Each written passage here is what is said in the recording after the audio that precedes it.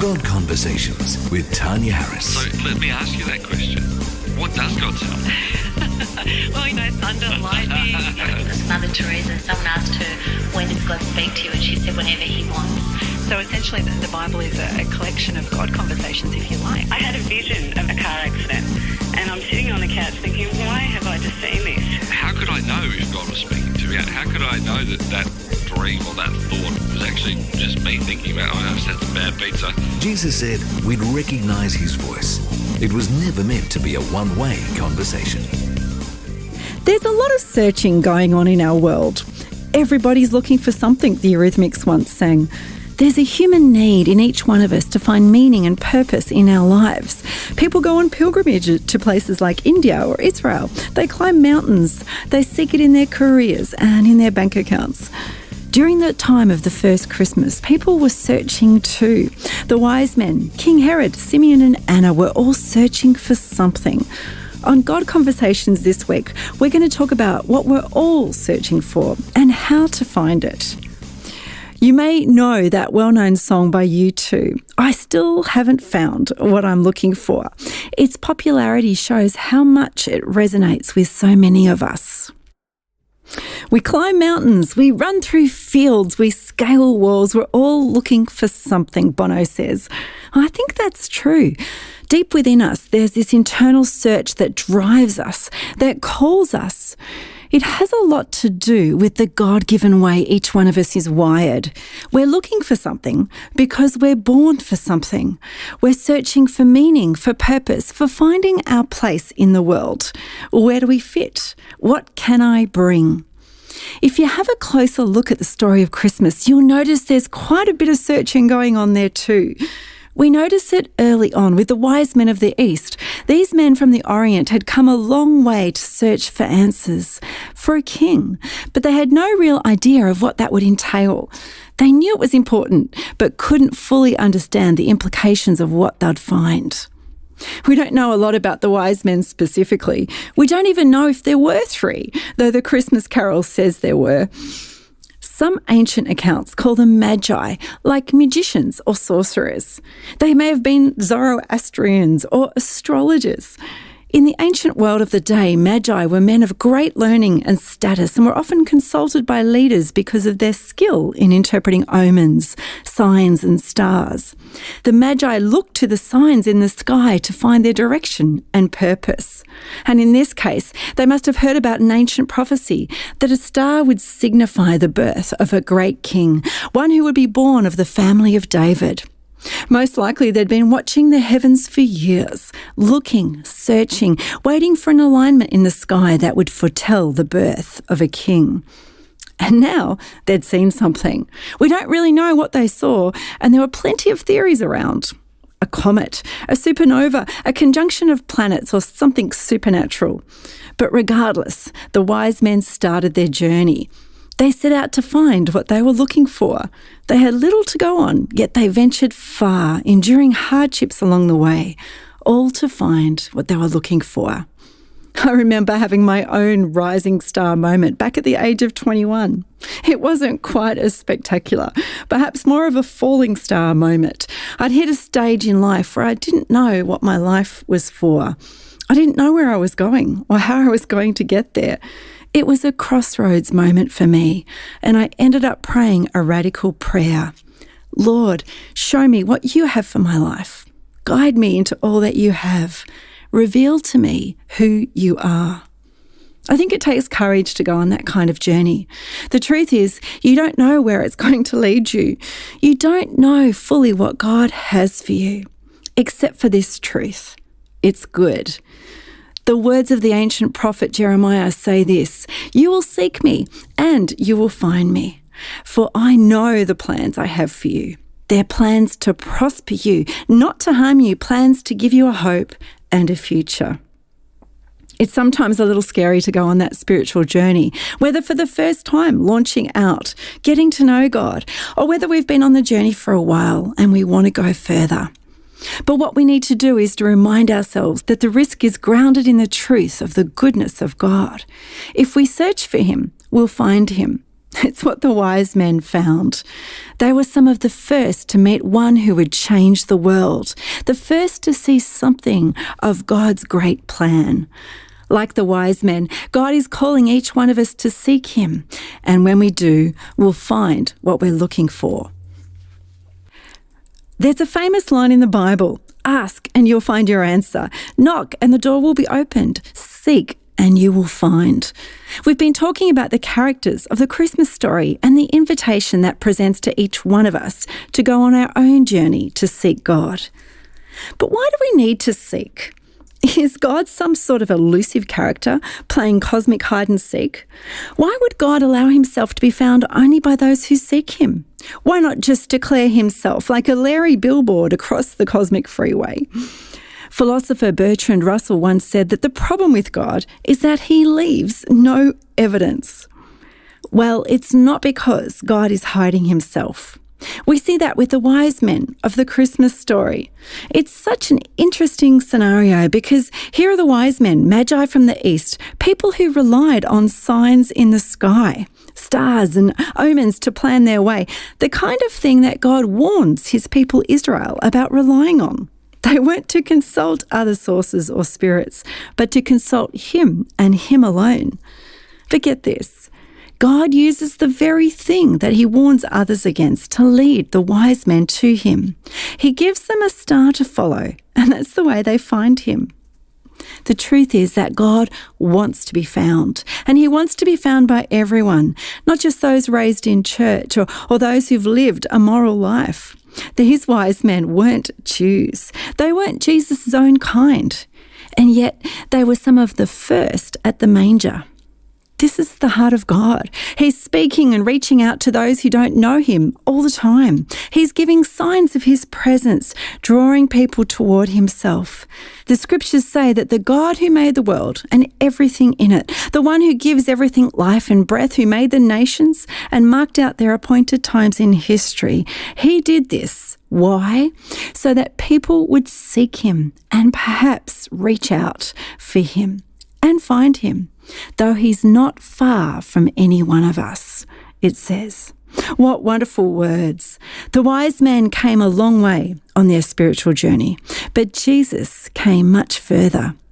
We think we're the ones doing all the searching, and yet this is a God who is searching for us, a God who's reaching out to us, and he's not far from every one of us. So why then are we still called to seek?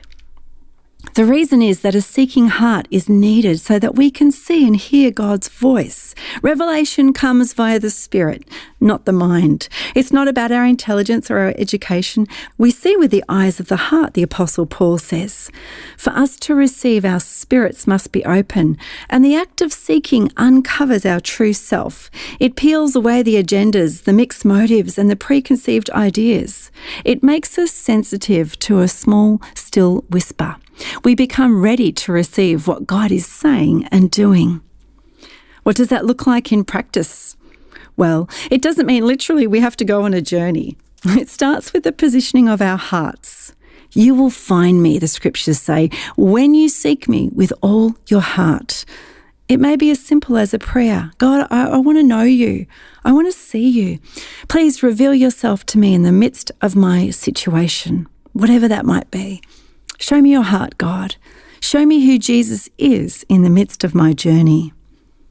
What's heartening about all this is that once our hearts are ready, all we need to do is receive. That's it. We don't have to be around the best preachers, or make a pilgrimage to the Holy Land, or tick off every one of the 10 Commandments. It's so much easier than that. Because once we're ready, God takes the initiative. Oh, how he takes the initiative. He moves heaven and earth to show himself to us. Just as he did for the wise men, he'll give us a star to follow, or something that we understand in the midst of our situation. Today, he's calling each one of us, wherever we're at, to seek him. And the promise is that he'll be found. What does God sound like? How do I know it's him? They're the questions I asked myself at 21. I'd read stories of God speaking throughout the Bible, but I'd never heard his voice for myself. So I decided to try it out. Speak, Lord, and if you make it really clear, I'll do whatever you say. My new book, God Conversations, is all about what happened when I heard God's voice. It won't tell you how to hear it as much as it will show you. As Jesus promised, we can all recognise his voice and know it enough to follow. Buy it now at godconversations.com. The wise men went on a search that would change their lives as they got to meet the coming king in the form of a baby at Christmas. But there was another character who was also searching at this time. His name was Herod, a man who was half Jewish and who had heard about the prophecy about a king who would be born, a Messiah who would usher in a new kingdom. Herod's search, however, was altogether different from that of the wise men. This was a power-hungry, brutal man who was out to serve his own interests. In fact, history tells us that Herod killed everyone in his path, including his own family, half the Sanhedrin, and 300 of his court officers. On his deathbed, it's reported that he ordered all his noblemen to be assembled and killed as soon as his death was announced. No wonder the Jews in Israel didn't support him. When Herod heard of the news of Jesus, he was so disturbed that he started to hunt him down. He interrogated the chief priests, the teachers of the law, and the wise men who were passing through. Then he sent the wise men to secretly find the newborn under the guise of wanting to worship him, all the while plotting to kill him. When that failed, he commissioned a slaughter of all the baby boys in the area. This was a man who was searching for all the wrong reasons and for all the wrong things. We've been talking about what it means to be seeking on the show, what it means to search, how in many ways we're all on a search for purpose and meaning in our lives. Herod's story reminds us that motivations matter. Our search has to lead us beyond ourselves. Our journeys need to be attached to purpose, and that purpose is to know God and to bless others. If we're all made in God's image, then we reflect his heart to bring blessing, to steward the planet and all that we've been given. To search for self-interest is counterproductive. It will destroy us. We won't find what we're looking for. One of the most inspiring stories I think of our day about finding purpose is the story of Bill Gates. This was a man who went on a search for success in technology and in business. His search was to find the best computer system, to develop new processing software, to be a leader in the IT business. But then look what he did. When he found all of that, he channeled that success into a purpose that was oriented beyond himself. He and his wife Melinda began a trust foundation to take what he'd found and attach it to purpose. One of their latest projects, for example, was to look at how to eradicate worldwide childhood disease, using all of their resources, all of their expertise and all of their wealth to help others. I love that. Now, obviously, that's a pretty large scale, and we're not all going to be billionaires. But the principle remains. When we go on a search for meaning, we need to understand that a search that serves the self will never lead us to the right place. We'll become like the Herods of history, scars on the landscape that were known for serving themselves and destroying others in the process. In the end, Herod never did find what he was looking for. He never found the newborn king. God had warned the wise men in a dream not to report back and tell him what they'd seen. God was watching over his promise, and no self-seeking Herod was going to get in the way. When we seek things only for ourselves, we'll never find what we're looking for. We're never going to find the life that God promised us. When we seek money or glory or power for its own sake, our journeys will only lead us to frustrating dead ends. This is not what we were born for. There's a lot of searching going on in our world. Everybody's looking for something, the Eurythmics once sang. There's a human need in each one of us to find meaning and purpose in our lives. People go on pilgrimage to places like India or Israel. They climb mountains or seek it in their careers and their relationships. During the time of the first Christmas, people were searching too. The wise men, King Herod, Simeon and Anna were all searching for something. On God Conversations this week, we're talking about what we're all looking for and how to find it. There's some lesser-known characters who were seen searching in the Christmas story too. We know about the wise men and we know about Herod, but these two were seeking on the sidelines. Both of them were older. They'd known God for a long time, yet they still have this beautiful seeking heart. They still want to see the fullness of who God is. The first person was Simeon. He'd been waiting a long time for this moment at Christmas. God had spoken to him already about a king, a Messiah who would come. I imagine the temptation must have been to give up, to stop expecting and to stop seeking. But here we see Simeon centre stage soon after Jesus is born.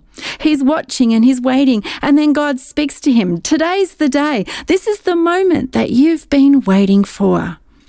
And because Simeon is still seeking, he hears and he responds. He follows the Spirit's lead into the temple, and he meets Joseph and Mary as they present Jesus there. Simeon finds exactly what he's looking for. I was 21 years old when I first started seeking God for myself. I'd been in church all my life, but I'd been very much living off the beliefs of my parents and my church leaders. I knew all the rhetoric. I knew the doctrines and the commands, but I'd never really encountered Jesus as a person. So I started seeking him. I started praying radical prayers. God, if you are as you say you are, then I'm not letting go. I'm going to seek you until I find you. I'm going to run after everything that you have for me. Well, the story goes that I did find him, or at least he found me. In fact, I've met with God in so many beautiful ways that have changed my life. I found what I was looking for, and I'll never be the same. But I think the temptation is that as time goes by, we stop seeking. We get a bit lazy, a little bit passive. We take the foot off the pedal and coast for a while. I think that's what's so challenging about this character, Simeon. He didn't get lazy.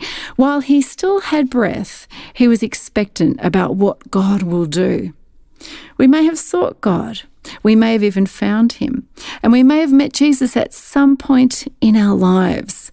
But you know what? There's more to be seen. There's more to be found. There's another character in this story who has the same heart as Simeon. Her name was Anna. She was a widow. She was 84 years old.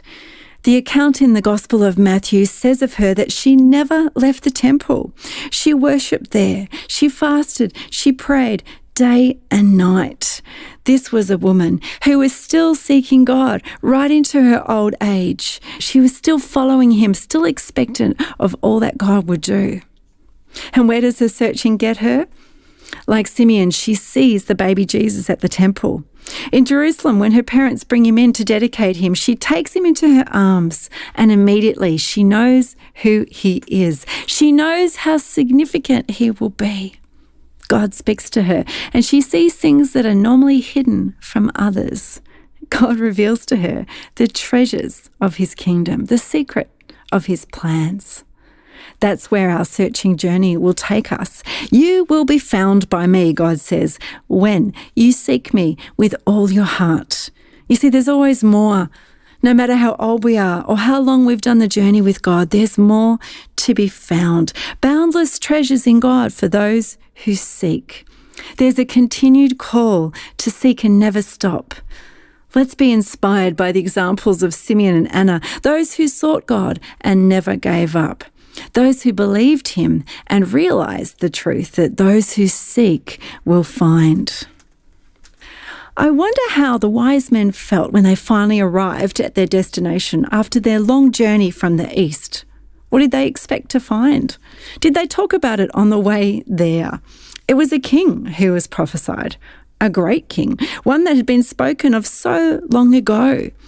Did they expect to find him clothed in royal regalia? Did they expect an entourage guarding his door? What did they expect to find? Well, we've been talking about our own spiritual searches this Christmas, what we're looking for and the places we seek to find it. Actually, I came across a joke this week and I couldn't resist sharing it with you. What would have happened if it had been the 3 wise women instead of the 3 wise men? Well, to begin with, they would have asked for directions. They would have arrived on time to help deliver the baby. They would have cleaned the stable, brought practical gifts rather than gold, frankincense and myrrh, and probably made a casserole. So, what did the wise men find when they arrived in Bethlehem? Well, we know what they didn't find. They didn't find riches, the trappings of royalty, or the fineries of wealth and privilege. Jesus was a helpless baby in a manger. He'd been stripped of his heavenly status and reduced to a humble child residing with animals. This was no royal scene. It was a smelly stable. There were no goods to consume or belongings to luxuriate in. Instead, this was God's way of communicating the opposite. A king whose kingdom would not be found in external possessions, but in internal values and truth. Neither did the wise men find rules or an ideology when they arrived in Bethlehem. They didn't find a list of do's and don'ts to follow, a set of instructions and commands to keep. Jesus wasn't inaugurating a new political or even a religious system. He would teach about God's ways, but his kingdom was not about knowledge or philosophy. He had come to bring a whole new understanding of God. He'd come to reveal who God was. What the wise men did find that day was a person, a child, the wonder of Christmas. The wise men's search led them to a God who was personal, an almighty creator who came in a form that we could understand. Spirit became flesh so that we could see before our eyes what God is like. He's transcendent, he's powerful, but he's also very near. He's very close. He's willing to travel to us wherever we are. Even though we're seeking him, we realise he has already come to seek us. The result of that scene is that the wise men worshipped. They didn't just pay a king homage. This king was so much more than that. They bowed down, they offered their gifts, and they worshipped him. Christmas invites us to join in on the same search. Why are we here? We're all looking for meaning and purpose. That's the journey we're all invited on. Perhaps a star has risen in the east for you. God may have spoken or given you some sign of his presence. There's a niggling inside and you know he's calling you to seek him. Those who seek him with all their hearts will find him, the scriptures say. He's the one who has good plans for us, hope, a future, and a purpose. Our search for meaning leads us not to riches, not to rules or an ideology, but to a person, one who takes our burdens and sets us free to live with meaning and purpose, one who was born to fulfill God's plan, to die for us and take our burden on himself, the one who's been searching for us all along. This is ultimately what we're all searching for. Great to have you on the show today. Don't miss the next episode by subscribing on iTunes. Search for God Conversations with Tanya Harris and click subscribe. While you're there, leave us a review so others can learn to hear God's voice too.